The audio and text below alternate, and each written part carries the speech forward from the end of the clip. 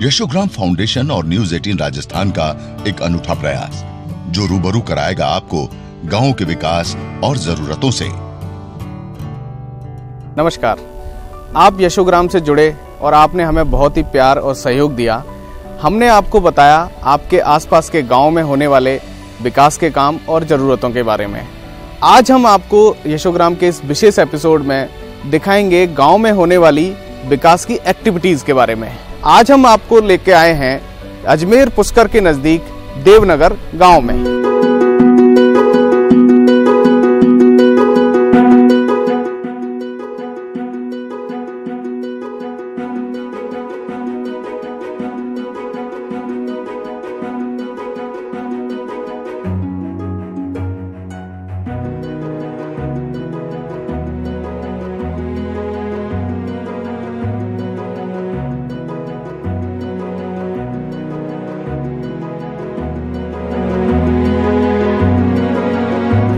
भारत सरकार का एक सपना 2022 तक किसानों की आय दुगनी हो और गांव का जीवन स्तर बेहतर बने। इसी सपने को साकार करने के लिए एक नई योजना आई जो पिछले 2010 से भारत के गांव में अप्लाई होना शुरू हुई। उसका नाम है फार्मर प्रोड्यूसर ऑर्गेनाइजेशन यानी FPO बनाना। आइए अब ये जान लेते हैं कि देवनगर गांव के किसान FPO के जरिए अपनी किस्मत कैसे चमकाने में लगे हैं। FPO कैसे काम करता है और उससे किसानों को कैसे फायदा पहुंचता है। FPO को बनाने के लिए जो भी एक कंपनी का प्रोसेस है उसमें कुछ डायरेक्टर्स होते हैं, कुछ CEO और जो भी एक प्राइवेट कंपनी जैसे चलाई जाती है वैसे ही ये समूह के द्वारा चलाई हुई एक कंपनी है। ये एक FPO है जो नाबार्ड के द्वारा प्रमोटेड किया गया है। जो भारत सरकार की स्कीम है वो किसानों तक किस तरह पहुँचे और किसानों का कैसे अपन अच्छे से अच्छा भला कर सकते हैं, और उसके अलावा किसानों का जो बिचौलियों या अलग अलग समूह में बिखरे हुए हैं तो उनको हम एकत्रित करने के लिए ये कंपनी का एक गठन किया गया है, जिसके अंदर शुरुआत के अंदर हमें 50 किसानों से लेकर इस कंपनी का वो बनाया गया है, जिसमें 15 डायरेक्टर हैं। इसके अलावा एक CEO है और कंपनी के अंतर्गत 8% 3 साल के अंदर 510 किसानों की है 8% समूह। जैसे हमारे यहाँ पे पुष्कर बेल्ट के अंदर गुलाब का कैचमेंट एरिया है और गुलाब का कैचमेंट एरिया से गुलाब में छोटे छोटे किसान है, किसी के पास 10 किलो गुलाब हो रहा है, किसी के पास 100 किलो हो रहा है, किसी के पास 50 किलो है। उन सभी गुलाब को हमने इकट्ठा किया। उस इकट्ठा करने के बाद में उस गुलाब को हम प्रोसेसिंग कर रहे हैं। प्रोसेसिंग करके उसका गुलाब जल और गुलकंद बना रहे हैं और उसको हम गुलकंद बना के मार्केट में बड़ी बड़ी कंपनीज हैं उनको दे रहे हैं और छोटे छोटे मार्केट भी हम कर रहे हैं इसके अंदर।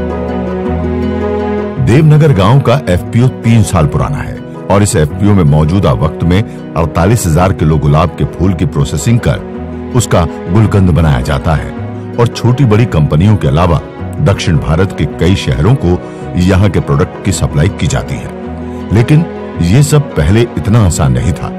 भारत सरकार की मदद और नाबार्ड के सहयोग से आज ऐसा संभव हो पा रहा है।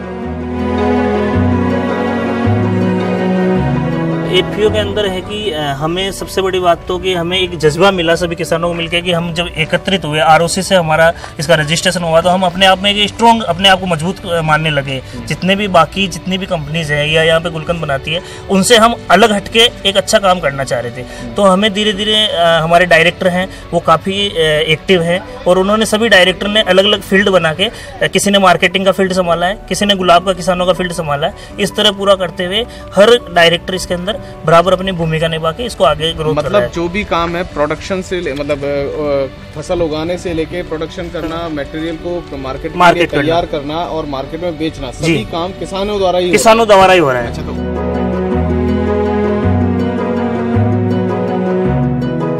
देवनगर गांव के FPO में एक CEO के अलावा कई डायरेक्टर हैं जो इस FPO को चलाने का काम बखूबी मिलजुल कर निभाते हैं। इन डायरेक्टर्स को नाबार्ड के अलावा कई संस्थानों से ट्रेनिंग दी गई है। डायरेक्टर्स का मानना है कि FPO बनने के बाद किसानों की आय का हिस्सा कोई बिचौलिया नहीं खा पाता है। मेरा नाम लोकेंद्र सिंह है और मैं प्रे FPO के अंदर एज ए डायरेक्टर काम कर रहा हूँ, जो पुष्कर के अंदर पिछले 3 साल से लगातार कार्यरत है और उसमें मार्केटिंग की भूमिका भी देख रहा हूँ। अच्छा, तो आपको ये मार्केटिंग की भूमिका निभाने के लिए आपने कोई ट्रेनिंग ली होगी? बिल्कुल, हमें नाबार्ड के द्वारा इसके द्वारा ट्रेनिंग दी गई है। NRCS में भी हमारी ट्रेनिंग हो रही है। हमें POPI के द्वारा मीट टुगेदर जो बिजनेसमैन लोग हैं उनसे भी हमारे यहाँ पुष्कर का बुला कर ट्रेनिंग्स करवाई है। हमें जयपुर ले जाया गया था, दिल्ली मेले लगते हैं, उसमें भी हम जाते हैं तो वहाँ हमें बिजनेस लिंकेजेस मिलते हैं। उन्हीं के द्वारा हम ये माल जो है वो सप्लाई करते हैं लोग। अब हमें डबल फायदा हुआ, हम सारे काश्तकार एक साथ होकर एग्रीकल्चर जो माल लेते हैं इनपुट का, तो वो हमें सस्ता मिलता है, तो हमारी लागत भी कम हो गई। उसके साथ हम खुद जब प्रोड्यूस करके उसको बेच रहे हैं तो उसका मुनाफा भी हमें ज़्यादा मिल रहा है, हमारी अर्निंग हमें ही मिल रही है, मजदूरी भी हमारे लोगों को मिल रही है। तो इस तरह से हमारी आय भी इसमें बढ़ रही है। मेरी अगर पर्सनल आय माने तो लगभग 30% की इनकम ग्रोथ हुई है, क्योंकि अभी हम पहले साल में हम इतनी ग्रोथ हो नहीं पाई थी, मार्केट लिंकेज कम थे, तो हमने लोकल स्तर पे ही इनकी मार्केटिंग की। अब जैसे जैसे लोगों कंपनियों को पता चल रहा है कि हम प्रोड्यूस माल दे रहे हैं, हमारी क्वालिटी भी इम्प्लीमेंट हो रही है, तो अब धीरे धीरे हमारा रेशियो जो है वो बढ़ रहा है। यहाँ के FPO से काफी संख्या में महिलाएं भी जुड़ी हैं, जो आंवले का प्रोडक्ट बनाने में जुटी हैं और उससे अच्छा मुनाफा कमा रही हैं। मैं देख रहा हूँ कि इस FPO में एक महिला भी आप भी हैं, तो आप भी इससे जुड़ी हुई हैं? जी बिल्कुल। अच्छा, मैं यहाँ से हूँ, देवनगर से। सुनीता हूँ मेरा नाम, हाँ। डायरेक्टर हूँ। अच्छा। और हमारा आंवले का अच्छा चल रहा है यहाँ पे व्यवसाय। अच्छा। और आंवले की बहुत अच्छी ग्रोथ भी हो रही है, महिला भी जुड़ी है बहुत सारी। अच्छा। और वो चाह रही है कि हम इस बिजनेस को आगे बढ़ाएं। अच्छा। तो हमारा एक समूह बन गया है बहुत सारी महिलाओं का। नाबार्ड द्वारा हमें इसकी जानकारी मिली कि भाई ऐसे ऐसे ये प्रोडक्ट चलते हैं और इसके बीच वाले खा जाते हैं, तो हमने डायरेक्ट यहाँ से नाबार्ड से जुड़े और इससे हमें 30% ग्रोथ हुई। और महिलाओं को भी अच्छा लगा कि यार अपन डायरेक्ट काम कर रहे हैं। आइए मिलते हैं श्रवण सिंह रावत से, जो इस FPO में डायरेक्टर है। आप क्या करते हैं? डायरेक्टर। आप डायरेक्टर हैं। डायरेक्टर मतलब आपको कोई विशेष रोल भी दिया हुआ है कि कोई काम के FPO में आपकी ये जिम्मेदारी है? जिम्मेदारी यही है किसानों को जोड़ना, समझाना, मतलब जानकारी उनको मतलब उन तक मतलब पहुँचाना। किसानों को जोड़ने का काम आपका है, तो नए किसानों को जोड़ने का काम आप करते हैं जी। तो उनको आप कैसे समझाते हैं कि आपको क्या फायदा होगा? और उसको ये समझाते हैं कि भाई कि जैसे आप मतलब पहले मतलब खेती करते थे तो उसको आप मतलब मुनाफा नहीं मिलता था, पूरा बिचौलिए खा जाते थे, तो उनको मतलब समझाते भाई मतलब मार्केट वैल्यू से हम मतलब 2 पैसे मतलब ज़्यादा देंगे आपको और आपके माल की कीमत का मतलब डबल पैसा मतलब उनको मिल जाएगा।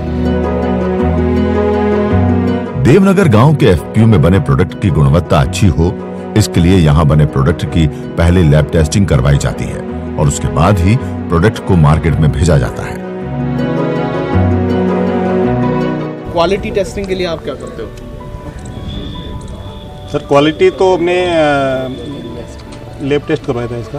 लैब टेस्ट करवाते हो? अच्छा। लैब टेस्ट करवा के फिर मार्केट में फिर मार्केट में जाता है वैसे बिल्कुल जो जैसे फूड के कोई भी आइटम जाते हैं बिल्कुल वैसा ही आपका प्रोसेस? जो भी फूड बनने उसका लैब टेस्ट होकर फिर ही मार्केट में। तो आपकी पैकेजिंग किस तरह की होती है, मतलब किस पैकेजिंग के हिसाब से देखे जाए सर, मार्केट में लूज पैकिंग जो ज़्यादा चल रही है और लूज हमारा 1 किलो 2 किलो जो छोटे छोटे पैकेज हैं उस पर भी हमारा वो चल रहा है, प्रोसेसिंग के छोटे छोटे पैकेज उठा रहे हैं। तब सर हमारा FPO जो गुलकंद की छोटी पैकिंग से 1 किलो 2 किलो उस पर भी काम कर रहा है और उसी को लेके इस तरह की ये पैकिंग्स बनाई गई है छोटी छोटी और इसी को मार्केट उतारने की तैयारी है सर।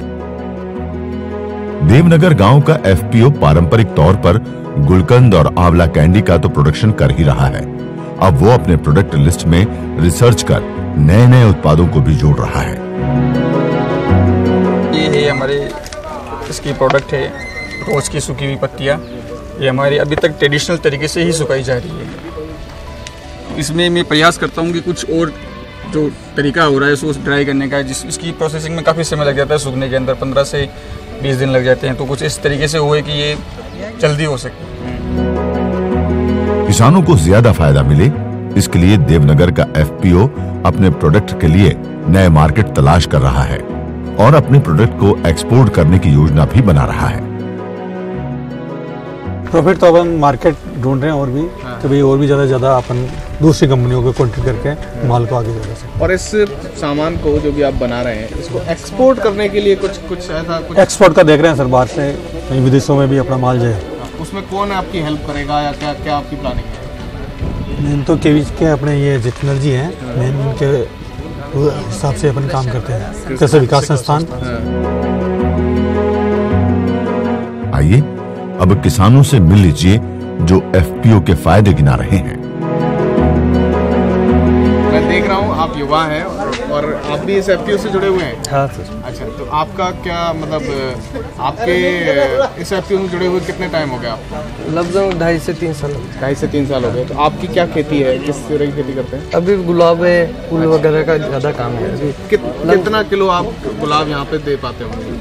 पर डे आ जाता है 200 से 250 किलो हमारे। 200 से 250 किलो आप पर डे यहाँ पे पहुँचा देते हैं? सीजनेबल होता है, सीजन होता है तब 200-250 किलो, कभी कम भी होता है, मौसम के हिसाब से होता है। अच्छा। चैत्र के महीने में ज़्यादा होता है इसका उत्पादन। और इस एफपीओ से जुड़े नहीं थे जब आप, तो आप कितना पैदावार कर पाते थे? पहले कम था, पहले डिमांड भी कम थी।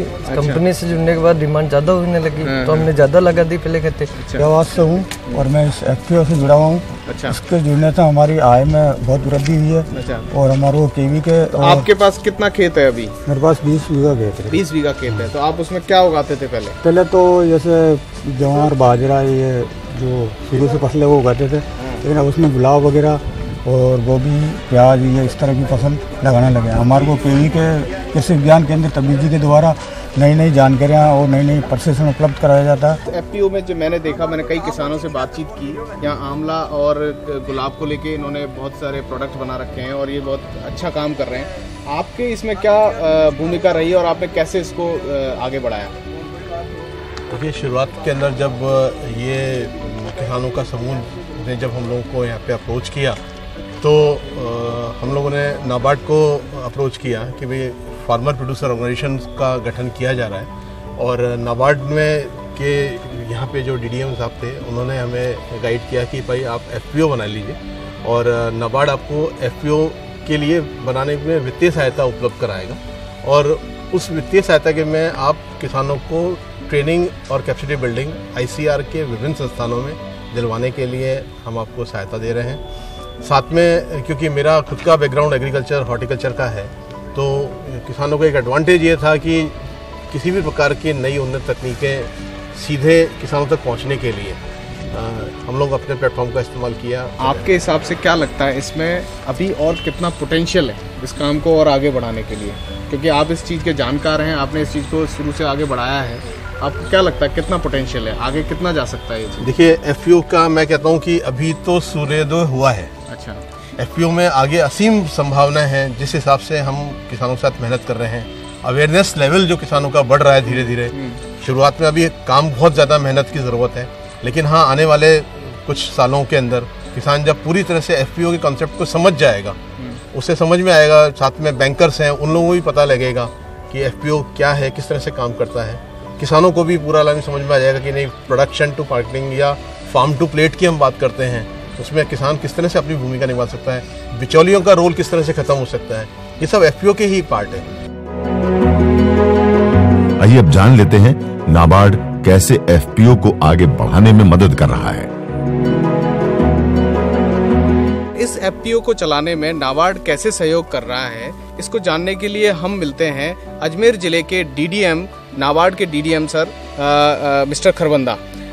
मिस्टर खरबंदा, हमें बताइए कि कैसे आपने ये एफपीओ को प्लान किया और कैसे नाबार्ड इसमें कैसे सहयोग कर रहा है, मतलब आप कैसे ये चीज़ें बना रहे हैं? चूँकि जो गाँव के अंदर हमारा किसान एक ज़मीन से जुड़ा हुआ है, उसकी आय में कैसे किया जाए, तो उनको संगठन के रूप में उनको एक एफपीओ बनाया गया, फार्मर्स प्रोड्यूसर ऑर्गेनाइजेशन का। उसको कंपनी एक्ट के अंदर रजिस्टर्ड किया गया। रजिस्टर्ड इसलिए किया गया क्योंकि उनको भविष्य में चल के जो एसएफएसी है उससे उसको अनुदान और मिल सके, उसके शेयर पूंजी और मिल सके। तो इसके लिए हमने उसमें किया गया। अभी ये जो वर्तमान में, जैसा कि अभी अजमेर जिले के अंदर हम बताएं कि 2 इम्प्लीमेंटेशन एजेंसी हैं जिनको हम पॉपी बोलते हैं, प्रोड्यूसर ऑर्गेनाइजेशन प्रमोटिंग इंस्टीट्यूट। तो 2 एजेंसियां कार्य कर रही हैं। उनके मार्फत अभी हम 7 एफपीओ को यहाँ पे रजिस्टर्ड कर चुके हैं और वो अपनी प्रगति के दौर पे हैं। और वर्तमान में जो पुष्कर है उनमें अभी प्रोसेसिंग भी चालू हो गया है। उसी के साथ उनका पतंजलि से भी टाइप हुआ है और अभी वालमार्ट या उन बाकी जो एजेंसी हैं उनको भी हम करने जा रहे हैं। तो नाबार्ड इसमें मतलब आप ट्रेनिंग स्तर पर भी आप उसमें किसानों की सहायता कर रहे हैं? बिल्कुल। अच्छा। जो हमने जैसे एक बार एफपीओ बना लिया, उसके क्षमता निर्माण, उसकी एक्सपोजर के लिए, उसके बोर्ड ऑफ डायरेक्टर के ट्रेनिंग के लिए, उसके सीईओ के लिए, उसके लिए सारा नाबार्ड वित्तीय सहायता उपलब्ध कराता है थ्रू दैट पॉपी। आप इस प्रोग्राम के माध्यम से यशोग्राम और न्यूज़ 18 के संयुक्त प्रयास से जो हम रेशोग्राम प्रोग्राम चला रहे हैं, इसके माध्यम से आप कुछ संदेश देना चाहते हो अपने ज़िले के किसानों को और कुछ ऐसा? हाँ, मैं यही कहना चाहूँगा कि जो किसान अभी इस मेंबर्स जुड़ गए हैं लेकिन एक्टिव रूप में पार्टिसिपेट नहीं कर पा रहे, तो वो इस पे आएँ। और क्योंकि जैसा कि हम जानते हैं कि संगठन में ही शक्ति है, उसी संगठन की तरह उनकी आय भी उस हिसाब से बढ़ेगी। तो जब वो सारे कलेक्टिवली आ जाएंगे, एक्टिवली पार्टिसिपेट कर लेंगे, तो उनकी शेयर पूंजी बढ़ेगी और उनको एक उसी जिले में जिस ग्राम में रह रहे हैं वो एक प्रोसेसिंग यूनिट का एक उनको लाभ मिल सकता है और मार्केटेबिलिटी भी मिलेगी। आइए अब इस गांव के उप सरपंच से मिलते हैं। उप सरपंच का मानना है कि गांव में एफपीओ के बनने से किसानों और गरीब लोगों को काफी रोजगार मिला है और उनके आय में वृद्धि हुई है। आपके गांव में एक एफपीओ चलाया जा रहा है और मैंने उसको देखा भी कि वो कैसे अपने किसानों को जोड़ रहे हैं और उनकी आय में वृद्धि कर रहे हैं। आपका क्या विचार है उसमें, कैसा है? बहुत अच्छी चल रही है। 500 किसान जुड़े हुए हैं और इनके बढ़ने के बाद लोगों को रोजगार मिला है, मजदूरी मिली है। और जैसे किसानों के आंवले के हैं, गुलाब के जो किसान उत्पन्न कर रहे हैं उसके मार्केट में कुछ सुधार हुआ है और बिचौलियों की जो मनमर्जी थी उसमें भी काफी कम हुआ, किराया भाड़ा बच जाता है। इससे गाँव वालों को काफ़ी और आसपास के ग्रामीण क्षेत्र के जो भी स्त्री पुरुष मजदूर कैटेगरी के थे उनको काफ़ी फायदा हुआ। आइए अब इस गांव के विकास और उसकी जरूरतों से भी रूबरू हो जाइए। हमारी ग्राम पंचायत के अंदर 3 आंगनबाड़ी है। तीनों का अच्छी तरह से रंग रोशन, मरम्मत और अच्छी साफ सफाई सभी है। ग्राम के अंदर सड़कें बनाई, नालियाँ बनाई, जिससे स्वच्छता में ग्रामवासियों को मदद मिली। सबसे मेन काम है हमारे देवनगर से जो बूढ़ा पुष्कर जो रास्ता है वो उसमें ज़मीन फॉरेस्ट डिपार्टमेंट की पड़ रही है। वो उसमें पंचायत काम को फॉरेस्ट डिपार्टमेंट हमारे को नहीं करवाने दे रहा, न पीडब्ल्यूडी को कराने दे रहा। इस वजह से अगर हमको अजमेर जाना होता है तो सीधा बूढ़ा पुष्कर हम जाएँ तो 5 किलोमीटर पे अजमेर आ जाता है, जबकि पुष्कर के हमको 15 किलोमीटर का आसपास की ग्राम पंचायत वासियों को और सभी ग्रामीणों को इसकी दिक्कत होती है। ये सबसे बड़ी प्रॉब्लम है। कुछ काम ऐसे हैं जिनको करवाने में आर्थिक अड़चनें आ रही हैं। ऐसे में उप सरपंच महेंद्र सिंह गांव के विकास के लिए दानदाताओं से आगे आने की भी अपील कर रहे हैं। अगर कोई आई तो जरूर हम हमारे ग्राम पंचायत देवनगर में उनका सबसे पहले मैं वेलकम करूंगा और सभी ग्रामवासियों की तरफ से उप सरपंच होने के नाते उनको वो करूंगा कि भाई आप आओ और हमारे गांव में जो भी हमसे ग्राम पंचायत की तरफ से मदद होगी हम करेंगे। हमारे गांव में कुछ सहयोग करके जो भी 1-2 काम हम नहीं करा पा रहे हैं उनको करवाने में सहयोग करेंगे।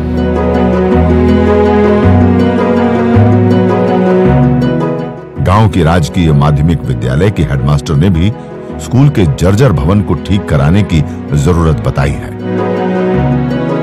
इस स्कूल की बिल्डिंग के लिए जमीन तो मिली हुई है, लेकिन ना तो सरकार के कुछ ऐसे प्रयास है और ना ही पंचायत कुछ प्रयास कर पाती है, जिस वजह से ये स्कूल इतने साल पुराने होते हुए भी सुविधाओं से वंचित है। लड़कियों के लिए टॉयलेट वगैरह सब है, खेल का मैदान है, लेकिन उसके बाउंड्री नहीं है।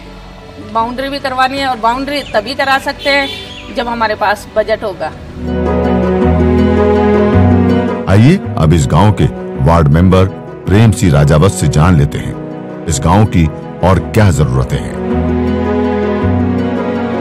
जो सामने आप देख रहे हैं स्कूल का ग्राउंड पड़ा है खाली, ये काफ़ी समय से ऐसे पड़ा है और गांव वालों की डिमांड भी है और एक ज़रूरत भी है कि इसके बाउंड्री हो, तो जो भी स्कूल के बच्चे हैं वो यहाँ मैच वगैरह जो होते हैं उससे उसका लुत्फ उठा सके। तो हमारी रिक्वायरमेंट ये रहेगी कि इनकी जल्दी से जल्दी कैसे भी हो, तो इसके बाउंड्री की एक रिक्वायरमेंट है। वो देवनगर का उप स्वास्थ्य केंद्र है, जो कि अभी मूलभूत सुविधाएं जो होनी चाहिए वो अभी है नहीं, तो रिक्वायरमेंट ये रहेगी अभी जो मूलभूत सुविधाएं कराई जाए और इसकी जो सामने से बाउंड्री वगैरह खुली है उसको थोड़ा सेटअप कराया जाए।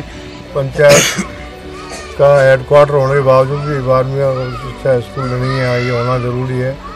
दूसरी पंचायत परेशानी है गांव के अंदर, जब बरसात आती है ना तो कई जगह ऐसी है जहाँ पर पानी भर जाता है, निकलने में बहुत अवसर होती है, कोई पत्थर डाल देता है कोई।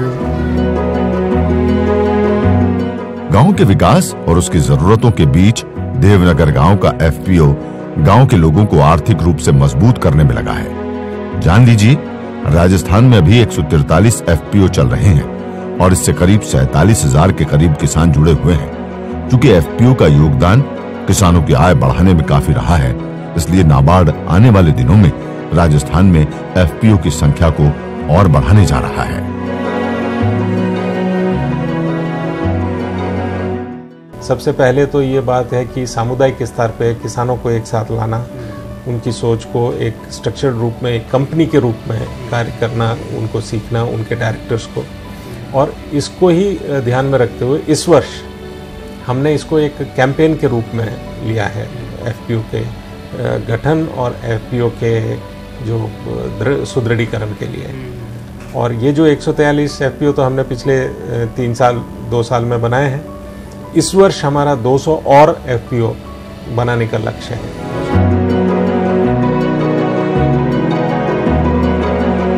साफ है, एफपीओ के जरिए न सिर्फ देवनगर और उस जैसे कई गांवों के किसान खुशहाल हो रहे हैं, बल्कि राजस्थान के गांवों की किस्मत को भी चमकाने में ये काफी योगदान दे रहा है। Bureau report, news 18।